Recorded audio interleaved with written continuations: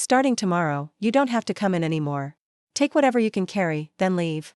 The whole auto shop fell silent as the mechanics started whispering.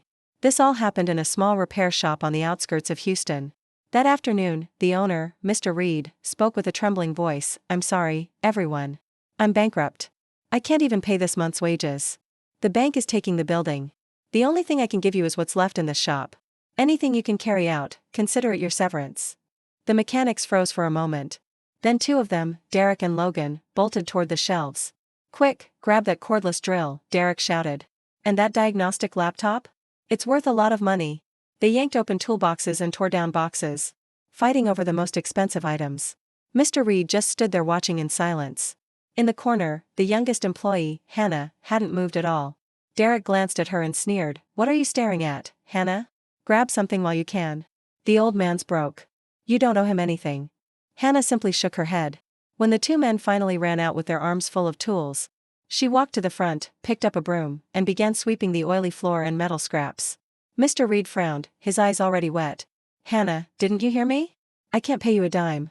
Why aren't you taking anything valuable? Why are you cleaning? Hannah stopped, resting her hands on the broom. Mr. Reed, she said softly. When my husband was in the hospital and I couldn't pay the bills, you quietly slipped an envelope into my locker. When nobody else wanted to hire a female mechanic, you gave me this job. She looked around the oil-stained shop.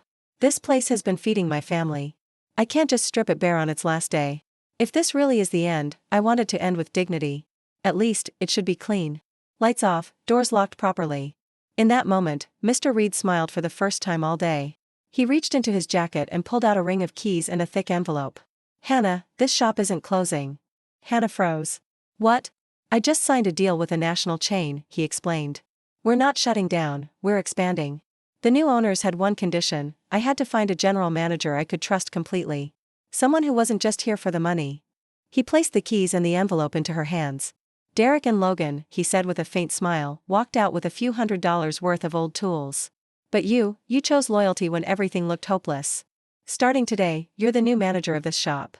Hannah couldn't hold it in anymore. She burst into tears and hugged her boss. Mr. Reed whispered, loyalty is a very expensive gift. You can't expect it from cheap hearts. Then he added, God often tests our hearts in seasons of lack to see if we're ready for the abundance to come. If you believe that loyalty is rewarded in unexpected ways, like and share this video. Thanks for watching.